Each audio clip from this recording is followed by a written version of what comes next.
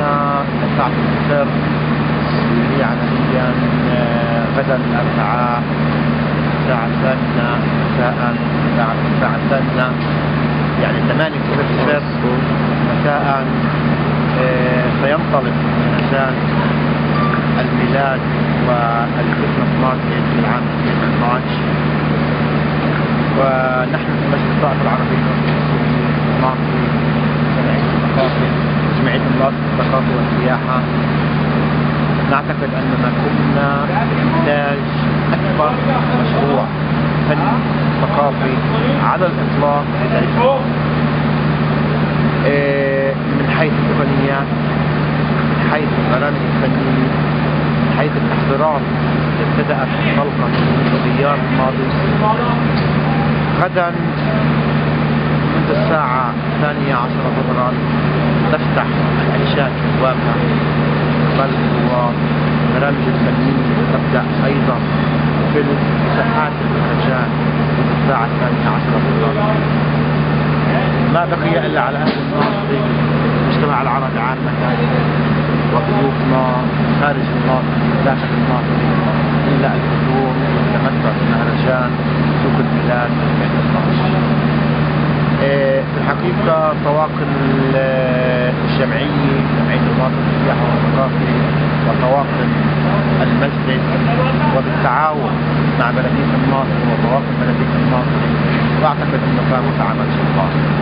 العمل الجبار هذا طبيعي الناصر والبلد والمجتمع العربي عامة راح يشوف نتائج كبيرة على ارض الواقع.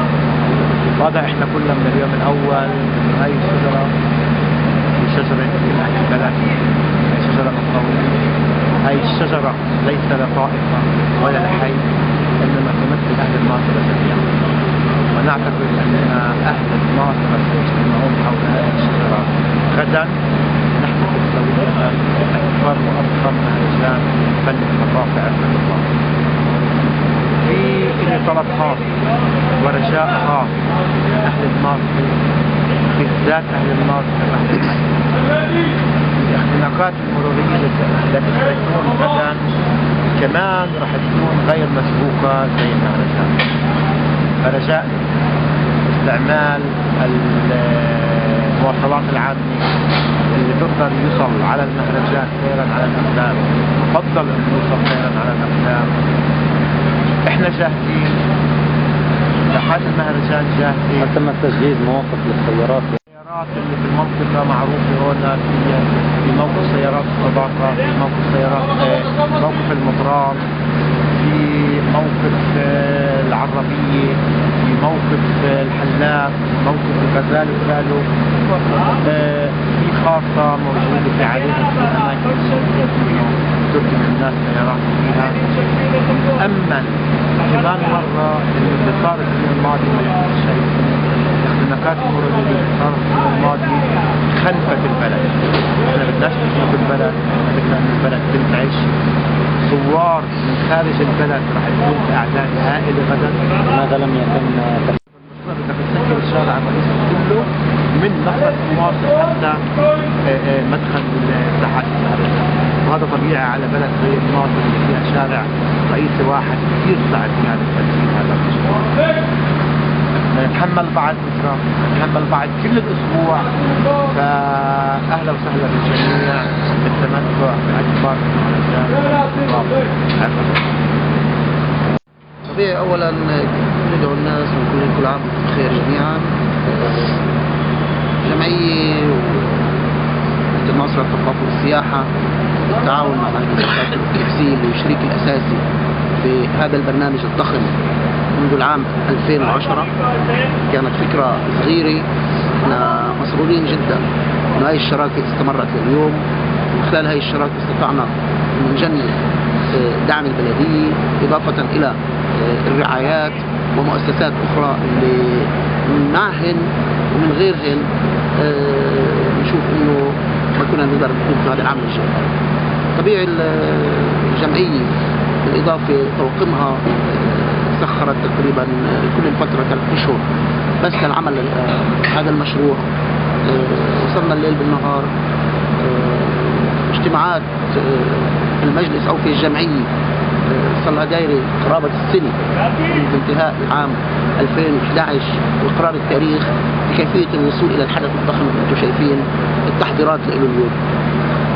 جزء كبير من الأهمية تاعت دورنا كان كمان في الترويج لهذا المهرجان محليا وقطريا وجزء منه عالميا. الهدف تبعنا العام المقبل هو انه هذا المهرجان الضخم اسمه ماركت صار يسموها ترند، يعني الترند اللي موجود في كل الاماكن، العالم كله صار يعرف عنه، يصبح تقليد سنوي قدرنا نوصل له. ولكن في العام المقبل نامل ونطمح ان نصل الى العالميه ومشاركه دوليه في عده برامج او في حتى الاكشاف. واضح انه كمان قصه مشاركه اليوم على الاقل في عندنا مشاركتين مهمات من خارج المشاركه المحليه، ان كان في الاكشاف او ان كان في البرامج الفنيه. مشاركتين في الاكشاف هن ال 15 تشكيله راح يكونوا مشاركين من بيت لحم، هي اخت الناصري اسمها لنا بيت لحم الناصري واحد تكمل احدى اخرى. هذا الامر كان لنا مهم جدا مشاركتين. وفي مشاركه دوليه كمان من دولة اسمها المكسيك إضافة إلى الضيوف اللي راح يكونوا موجودين. قضية التحضيرات وتجهيز المكان نتأمل أن يكون في بدائل نقدر نوصل لها في العام المقبل، خاصة في حجم المسرح. في الفنيات اللي جبناها هاي المرة اكتشفنا إنه المكان أضلق من مكان، عشان هيك نتأمل إنه الجمهور زي ما تفضل الدكتور إنه يتحمل بعض، وأهم منه كبلد سياحي ذات قيمة تاريخية وقيمة ثقافية، عاصمة الجماهير العربية الفلسطينية في البلاد. نتأمل إنه أهلها كمان يحسنوا المساعدة في كل قضية الزوار اللي راح يكون. حسب المعلومات اللي عندنا راح يكون في ضيوف من البلاد وراح يكون ضيوف من خارج البلاد، عربا يهودا وأجانب. هذا الأمر بيتطلب منا كلياتنا إنه نكون إيد واحدة كبلد واحدة، لأنه زي ما تفضل شغلة والبرنامج هذا معمول لطائف تتراوح ما بين 200 ل 250 ألف شخص اللي حيزور خلال أسبوع مدينة الناصري. وفي يوم الافتتاح نتأمل إنه بلاش الشرطة تطلع قديش رح يكون. واضح إنه الشوارع أظن اللي محاذية للساحة لساحات المهرجان راح تكون مليئة. هذا الأمر إحنا كمان مرة بنكون إنه نتأمل نتحمل بعض، والشرط الكل يكون في هذا المكان. علو المسرح يساعد الناس إنه يشوفوا كمان الشوارع محاذية للساحة. توقعات بالآلاف، بدناش نقول بالضبط قديش نخاف. نتأمل إنه الكل يحافظ على النظام النظافي، ومحبة البلد هي محبة للجميع، على جميع الطوائف على جميع الحارات. كل عام والجميع بخير.